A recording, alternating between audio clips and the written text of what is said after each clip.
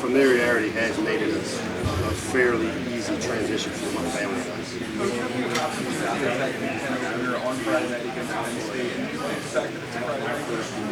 I mean, obviously it's big because it's our conference opener. We got about 2 or 3 games I think before that we need to really focus on. We're going to do our part to make sure we stay focused on the one that's on hand at that time. As far as whether or not I like football on Fridays, I prefer that's when our high school should be able to play. Like high school on Fridays, college on Saturdays, and pros on Sundays. But we never will turn down that opportunity to play a nationally televised game. I'm sure that'll be a big game for our fans. Well, I've coached with them. I've already coached against them. I've had 2 to go as the interim in 2015, a big battle up in Baltimore. And then in 2014, we won the game there. The first time we won there since, I think, 62. And he and I are very familiar with each other and work together at Maryland. So anytime you compete against people that you know and people that you're really familiar with, I think it gives it that much more edge to it. And I know for our players playing Penn State, because of its location, they're playing against people that most of them went to high school with or played against the high school. So there's some natural rivalries there from the start. Going into such a unique situation where the school's dealt with so much, I think a lot of times coaches go into a program and you've got to think about recruiting and a staff, but it sounds like you had to really encompass so much more. So I'm just wondering, how do you approach that and try to make it a holistic, effort as a coach rather than just kind of on the field stuff? Well, again, it shows you how timing is everything, and my familiarity with Jordan, with Marty and Tanya, mom and dad. There was a relationship there prior. My daughter went to high school with Jordan, and they both signed on the same day to go to college. My daughter signed with Auburn as a soccer player. Jordan signed to come to Maryland. I started the recruiting process on Jordan, so the familiarity there. Number 2, obviously losing my son Miko almost 2 years ago, and Jordan dying maybe 6, 8 months later. Because of my relationship with Marty prior to Jordan passing, I was able to kind of mentor Marty through it. When I heard the news, I called Marty.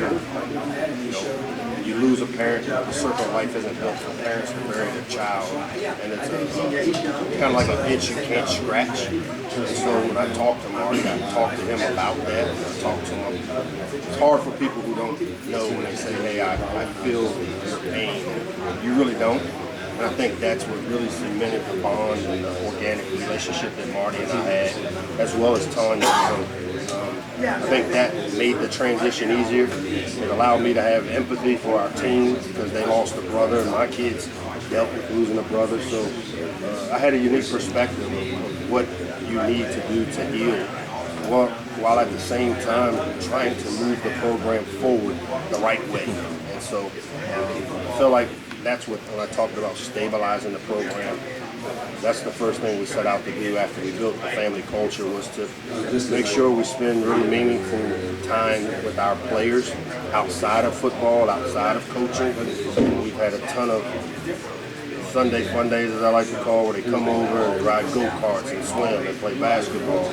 And my coaches have done a great job of serving as mentors for these guys and having them, whether it's one-on-one or over their house or taking them out to dinner individually, to really develop the relationships you need to build when you're dealing with the kids from what they went through. So we did that. We opened the line of communication.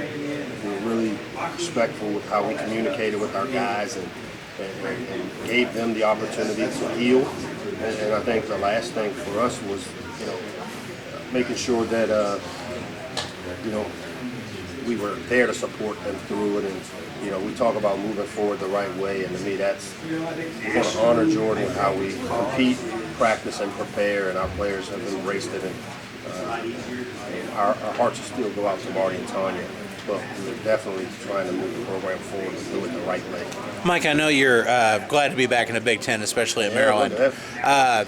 Look back on your 4 years at Illinois from 05 to 08, and your time there, your experience there, and how that's prepared you for life after and now back into the Big Ten.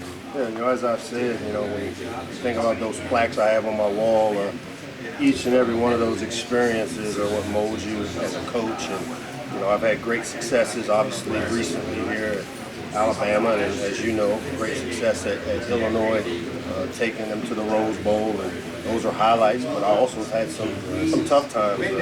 But as we learn, and as I've learned, that you learn as much from failure as you do from success. And I've been able to take the success and the clues that being around success has given me, but also the lessons learned from losses and failures that I'm older. 50 Christmas Day, and as we all know, the longer you do something and the more you're around the right kind of people, you develop the behaviors and habits that's necessary to be successful. And I feel like I'm still learning.